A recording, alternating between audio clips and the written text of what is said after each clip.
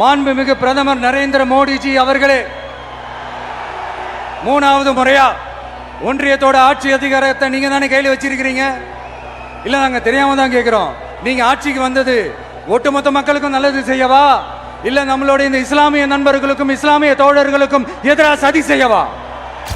Mister Modiji, നിങ്ങൾ അധികാരത്തിൽ വന്നത് രാജ്യത്തെ ജനങ്ങൾക്ക് നല്ലത് ചെയ്യാനാണോ, അതോ നമ്മുടെ മുസ്ലിം സഹോദരങ്ങളെ ചതിക്കാനാണോ? ജനങ്ങൾക്ക് നിങ്ങളോട് ചോദിക്കാൻ ഒരുപാട് കാര്യങ്ങളുണ്ട്. അവരുടെ ഒരു പ്രതിനിധി എന്ന നിലയ്ക്ക് ചില ചോദ്യങ്ങൾ ഞാനിവിടെ ചോദിക്കുന്നു.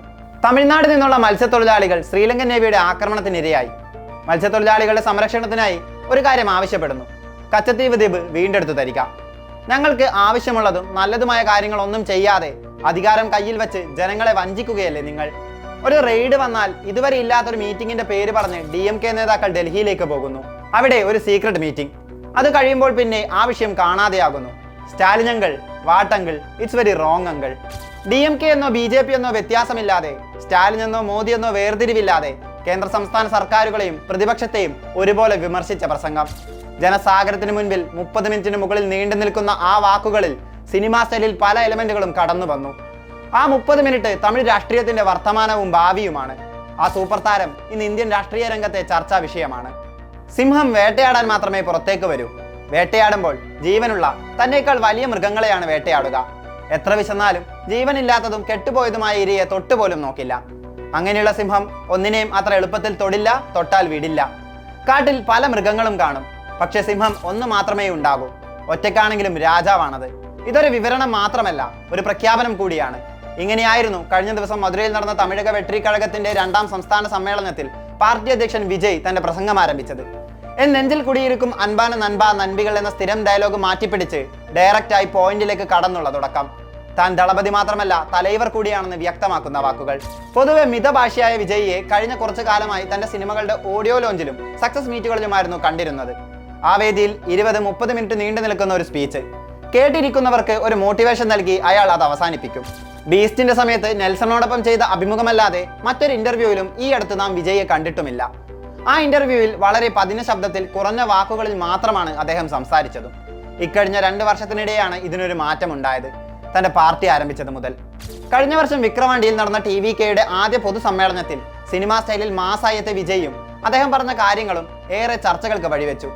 ഇന്നിതാ 2ാം പൊതുസമ്മേളനം അതിനേക്കാൾ ഗ്രാൻഡായി, അതിനേക്കാൾ കൂടുതൽ ആളുകൾ പങ്കെടുത്ത ഒന്നായി മാറിയിരിക്കുന്നു. ആരുടെയും പേരെടുത്ത് പറയുന്നില്ല, എതിർ പാർട്ടികളെയും നേതാക്കളെയും ഭയപ്പെടുന്നു.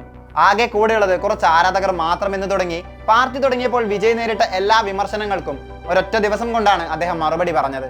തന്റെ വാക്കുകളും കാണാനെത്തിയ ആളുകളുമായിരുന്നു ആ ഉത്തരം. പെൺകുട്ടികൾക്ക് 1000 രൂപ കൊടുത്താൽ എല്ലാമായോ? പഠിക്കുന്നിടത്ത്, ജോലി ചെയ്യുന്ന സ്ഥലത്ത്, പുറത്തു പോകുമ്പോൾ അവർക്ക് യാതൊരു സുരക്ഷയുമില്ല. അവരുടെ ശബ്ദം നിങ്ങളുടെ കാതിൽ കേൾക്കുന്നുണ്ടോ അങ്കിൾ? എങ്ങനെ ചോദിച്ചാലും ഇവരുടെ അടുത്ത് നിന്ന് ഒരു ഉത്തരവും ലഭിക്കില്ല.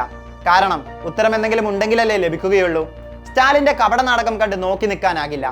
അതിരൂക്ഷമായാണ് തമിഴ്നാട് മുഖ്യമന്ത്രിയെയും പാർട്ടിയെയും വിജയ് വിമർശിച്ചത്. DMK രാഷ്ട്രീയ എതിരാളി എന്ന് പറഞ്ഞ വിജയ് BJPയെ പ്രത്യയശാസ്ത്ര ശത്രു എന്ന് വിശേഷിപ്പിക്കുന്നു. 2026 തെരഞ്ഞെടുപ്പ് TVKയും DMKയും തമ്മിലാകുമെന്നാണ് വിജയിയുടെ വാദം. ആരുമായും തന്റെ പാർട്ടി സഖ്യമുണ്ടാക്കില്ലെന്നും അദ്ദേഹം കൂട്ടിച്ചേർത്തു. BJPയുമായി സഖ്യമുണ്ടാക്കിയ അണ്ണാ DMKയെയും എതിർക്കുന്നതിലൂടെ RSS രാഷ്ട്രീയത്തോട് കൃത്യമായ അകലം പാലിക്കുകയാണ് അദ്ദേഹം. നീറ്റ് എക്സാമിന്റെ വിഷയത്തിലും കേന്ദ്ര സർക്കാരിനെ വിജയ് വിമർശിച്ചു. മുൻപും നിലപാടുകൾ കൊണ്ട് വ്യത്യസ്തനായതാണ് വിജയ്. മെർസലിലെ ക്ലൈമാക്സിൽ GST വിമർശിച്ച് കേന്ദ്രം ഭരിക്കുന്ന പാർട്ടിയുടെ കണ്ണിലെ കരടായി അദ്ദേഹം. സിനിമയ്ക്കെതിരെ BJP പ്രവർത്തകർ ബഹിഷ്കരണ ആഹ്വാനം വരെ നടത്തി. പക്ഷേ ആ പരാമർശത്തിന് വിജയ് മാപ്പ് പറയുകയോ സിനിമയിലെ സീനുകൾ കട്ട് ചെയ്യപ്പെടുകയോ ചെയ്തിട്ടില്ല. ഇക്കഴിഞ്ഞ മാർച്ചിൽ ചെന്നൈയിൽ ഇഫ്താർ വിരുന്ന് സംഘടിപ്പിച്ച വിജയിയെ ഇതെല്ലാം രാഷ്ട്രീയ സ്റ്റണ്ട് എന്ന് പറഞ്ഞാണ് എതിരാളികൾ വിമർശിച്ചത്. എന്നാൽ കഴിഞ്ഞ ദിവസം നടന്ന പാർട്ടി സമ്മേളനത്തിൽ താനും തന്റെ പാർട്ടിയും ന്യൂനപക്ഷങ്ങളോടൊപ്പം ഉണ്ടാകുമെന്ന് വിളിച്ചോതുകയാണ് അദ്ദേഹം. സ്ത്രീകളുടെയും കുട്ടികളുടെയും പ്രായമായവരുടെയും സുരക്ഷയാണ് മുൻഗണന. കർഷകർ, യുവാക്കൾ തുടങ്ങി പ്രത്യേക പരിഗണന ആവശ്യമുള്ളവരോടും സൗഹാർദ്ദപരമായിരിക്കും തന്റെ സർക്കാരെന്നും വിജയ് പറഞ്ഞു. തന്റെ പാർട്ടി സമ്മേളനത്തിന് മധുരയെ തെരഞ്ഞെടുത്തതിലുമുണ്ട് വ്യക്തമായ രാഷ്ട്രീയം. മുൻപ് അണ്ണാ DMKയുടെ കോട്ടയായ മധുര ഇന്ന് DMKയുടെ ശക്തി കേന്ദ്രമാണ്. അവിടെയാണ് ജനലക്ഷങ്ങളെ സാക്ഷിയാക്കി വിജയ് 2 വർഷം മാത്രം പ്രായമുള്ള ഒരു പാർട്ടിയുടെ പൊതുസമ്മേളനം നടത്തുന്നത്. 1967ലും 77ലും തമിഴ് രാഷ്ട്രീയത്തിലുണ്ടായ അധികാരമാറ്റം പോലൊന്ന് 2026 തെരഞ്ഞെടുപ്പിലും ഉണ്ടാകുമെന്നും വിജയ് പറയുന്നു. പാർട്ടി സമ്മേളനത്തിനിടെ വിജയ് ഒരു അപ്രതീക്ഷിത പ്രഖ്യാപനം നടത്തുകയുണ്ടായി. നിയമസഭാ തെരഞ്ഞെടുപ്പിൽ മധുര ഈസ്റ്റ് മണ്ഡലത്തിൽ താനാകും സ്ഥാനാർത്ഥി എന്ന് പറഞ്ഞ വിജയ് ശേഷം മറ്റ് 9 മണ്ഡലങ്ങളിലും താൻ തന്നെ മത്സരിക്കുമെന്ന് പറഞ്ഞു. കേട്ടിരുന്നവർ അപ്പാടെ ആ പ്രഖ്യാപനത്തിൽ അമ്പരന്നു. എന്നാൽ TVK ഏത് സീറ്റിൽ മത്സരിച്ചാലും താനാണ് സ്ഥാനാർത്ഥി എന്ന് കരുതി വോട്ട് ചെയ്യണമെന്ന ആശയമാണ് വിജയ് മുന്നോട്ട് വെച്ചത്. പൊതുസമ്മേളനം രാഷ്ട്രീയ രംഗത്ത് ആളിക്കത്തുകയാണ്. അതേസമയം ഇനിയൊരു വിജയ് സിനിമ ഉണ്ടാവില്ലെന്ന് ഏറെക്കുറെ ഉറപ്പിച്ച മട്ടാണ് ആരാധകർ. ജനുവരിയിൽ പുറത്തിറങ്ങുന്ന ജനനായകൻ അവസാന ചിത്രമാണെന്ന് പ്രഖ്യാപിച്ചിരുന്നെങ്കിലും വിജയ് ആരാധകർക്ക് ചെറിയൊരു പ്രതീക്ഷയുണ്ടായിരുന്നു, അവരുടെ അണ്ണൻ വീണ്ടും സിനിമ ചെയ്യുമെന്ന്. എന്നാൽ ആ പ്രതീക്ഷകളാണ് ഇക്കഴിഞ്ഞ ദിവസം അസ്തമിച്ചത്. ലിയോ 2 വേണ്ടി ഇനി കാത്തിരുന്നിട്ട് കാര്യമില്ലെന്നാണ് സമൂഹ മാധ്യമങ്ങളിലെ ചർച്ച. രാഷ്ട്രീയത്തിലും സിനിമാ സ്റ്റൈൽ കൈവിട്ടു പോകാത്ത ദളപതിക്ക് 2026 നിർണായക വർഷമാണ്. എല്ലാ കണ്ണുകളും ആ മനുഷ്യനിലേക്ക് ചുരുങ്ങുന്ന 2026.